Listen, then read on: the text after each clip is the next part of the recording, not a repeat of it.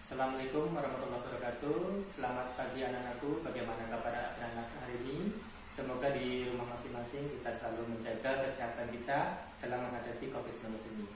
Baiklah anak-anakku, materi dari kita hari ini yaitu tentang teks prosedur. Ya anak-anakku, untuk kompetensi dasar kita hari ini dalam materi teks prosedur yaitu mengidentifikasi teks prosedur tentang cara melakukan sesuatu dan cara membuat atau cara memainkan alat musik, tarian daerah, cara membuat kuliner khas daerah dari berbagai sumber yang dibaca dan didengar. Ya, anakku, untuk tujuan pembelajaran dari kita hari ini ya diharapkan dapat 1. Memahami pengertian teks prosedur, 2. Memahami jenis-jenis teks prosedur, 3. Menyimpulkan isi teks prosedur.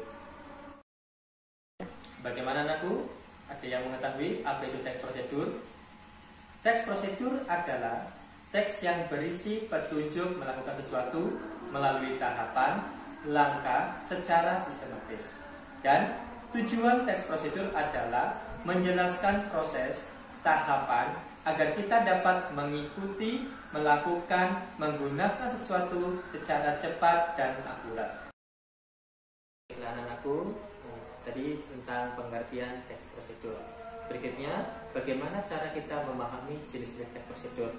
Perhatikan ketika teks prosedur berikut untuk memahami objek apa yang akan diamati serta tujuan teks prosedur. Pertama, cara membuat mendoan khas Banyumas.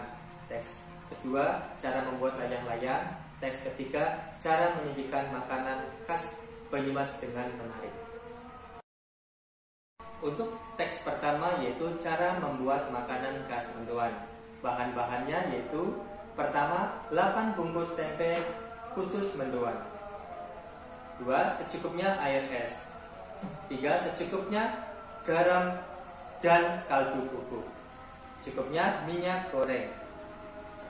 Bahan berikutnya yaitu 3 batang daun bawang iris kasar, 7 sendok makan tepung terigu, 2 sendok makan tepung tapioka. Bumbu-bumbu halusnya yaitu 6 siung bawang putih, 1 sendok teh ketumbar, setengah ruas jari kencur.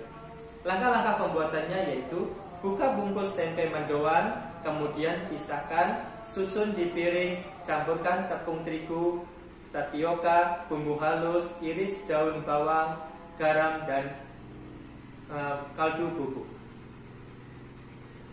Tuang air es sedikit sampai adonan mengental tes rasanya.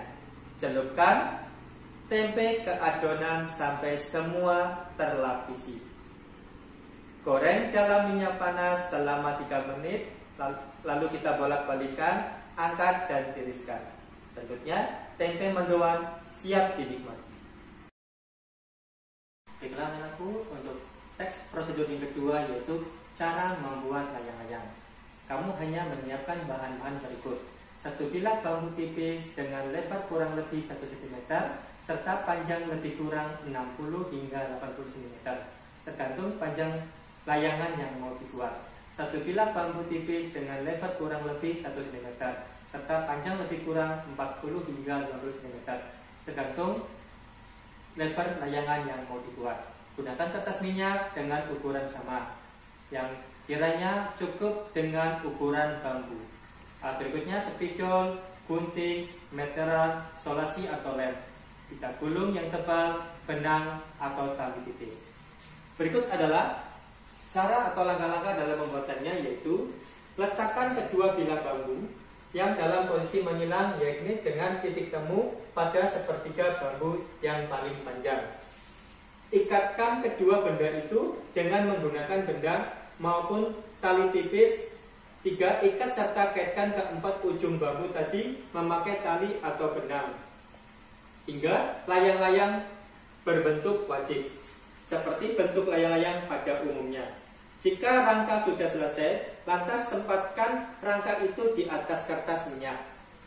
Buat tanda di kertas itu menggunakan spidol, mengikuti pola rangka layang-layang Supaya lebih aman, berikan jarak 2,5 cm dari ukuran aslinya. Potong kertas itu dengan gunting sesuai sama dengan garis yang dibuat. Bila sudah, rekatkan kertas itu ke rangka dengan selesai solasi atau lem. Jangan lupa lebar sisa kertasnya dibalik terlebih dahulu hingga yang disolasi sisi belakangnya. Jika dibutuhkan kertas koran atau pita, dapat dipakai dijadikan ekor. Tidak hanya untuk memperindah, ini juga berperan mengembangkan layang-layang saat nanti diterbangkan. Buat lubang pada bagian kertas layang-layang di samping tempat penghilangan atau penghiasan rangka bambu. Serta masukkan benang layang-layang ke lubang itu, lantas ikatkan ke rangka persilangan. Buat kembali lubang di bawah titik tengah kurang lebih 5 hingga 8 cm, tergantung ukuran layang-layang. Tautkan benang dari titik menuju lubang di bawah. Anak-anakku, untuk teks prosedur yang ketiga, cara menyajikan makanan secara menarik. Menyajikan adalah hal yang sangat penting untuk menarik peminat makanan. Jika makanan tersaji sangat menarik, maka akan menimbulkan rasa tergoda dari penikmat makanan. Adapun cara sebagai berikut. 1. Hindari skema warna monokramik. 2. Sepiring makanan akan terlihat sangat menarik jika memiliki tingkat kekontrasan warna yang tinggi. Ketika itu merencanakan hidangan mendoan makan khas Banyumas, pikirkan warna yang ingin ditampilkan di atas piring. Tidak semua warna bisa diwakilkan pada setiap hidangan. 3. Perhatikan teksturnya. Tekstur dan warna adalah dua hal yang sama pentingnya saat membicarakan tampilan makanan yang menarik di atas piring. Jika makanan terlalu berminyak atau sulit dikunyah dan ditelan, maka tampilan yang menarik menjadi tidak penting. Berusahalah untuk memasak makanan dengan baik agar menghasilkan makanan dengan tekstur yang baik. 4. Batasi ukuran posisi makanan. 5. Gunakan pemanis hidangan. 6. Ikutilah tren atau cara yang baik untuk menghias makanan yang saat ini. 7. Pastikan piring dan dalam keadaan bersih. Itulah anak-anakku ketiga teks prosedur yang tadi Bapak tampilkan.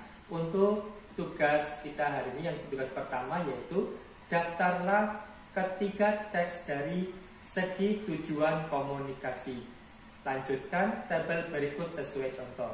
Contoh dari yang Bapak yang buat, teks 1 yaitu membuat makanan khas Banyumas yaitu mendoan.